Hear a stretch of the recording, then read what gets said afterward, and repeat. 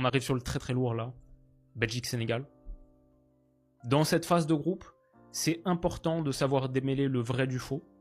Et Belgique-Sénégal, c'est un peu le test ultime de ça. Deux sélections de très haut niveau sur le papier qui fondamentalement étaient en train de complètement décevoir. Et après, ouais, elles ont atomisé la Nouvelle-Zélande pour la Belgique 5-1 et l'Irak pour le Sénégal 5-0 pour se qualifier tranquillement, la Belgique même à la première place de son groupe, ce qui était complètement inespéré. Mais ouais, je suis sincère. Moi, j'ai beaucoup d'amis belges, beaucoup d'amis sénégalais, notamment sur la chaîne. Vous êtes beaucoup de Belges et de Sénégalais à me suivre. Je vais brosser personne dans le sens du poil. Aucune de ces deux sélections m'a convaincu sur la phase de groupe. Alors là, il y a un boost de confiance de cette dernière journée, c'est bien. La Belgique, c'est mieux avec Doku, ça c'est clair, son retour fait du bien. Ce sera très intéressant de voir dans quel rôle, dans quel couloir, le droit comme ici, le gauche face à Crépin Diatta, dans l'axe potentiellement, comme la fin de match, que là pour le coup j'avais bien aimé en ouverture. Donc, faudra voir pour Doku, parce qu'il change beaucoup de choses, c'est sûr. Le Sénégal avec Kalidou Koulibaly sur le banc, c'est meilleur que dans le 11.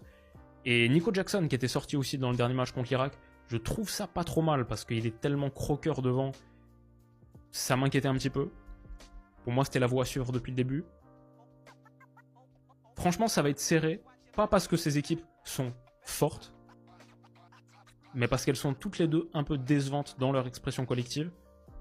Par contre, tout en ayant de vraies individualités. Je vais dire, c'est un peu les monstres endormis. Et en lequel est-ce que j'ai le plus confiance pour le réveil?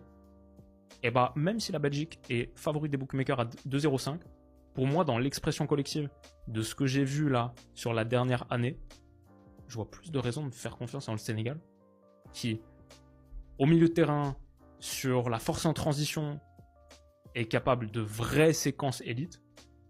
Les mecs, c'est des vainqueurs, c'est des gagnants au fond d'eux, dans le cœur, dans les tripes. Ils savent gagner les grands matchs de grands tournois. C'est serré, franchement. Je vais dire que c'est pas plus que du 55-45 Sénégal.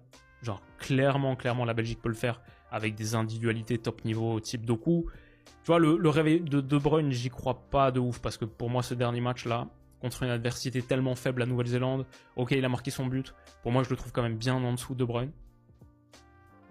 Après, le Sénégal a aussi des problèmes avec Idrissa Gana Gueye, par exemple. Mais ouais, très serré. 55-45, peut-être victoire du Sénégal en prolongation, 3-2, 2-1, un truc sur la longueur. Il va falloir que Rudy Garcia soit très bon dans le coaching. Pour moi, très très chaud ce Belgique-Sénégal.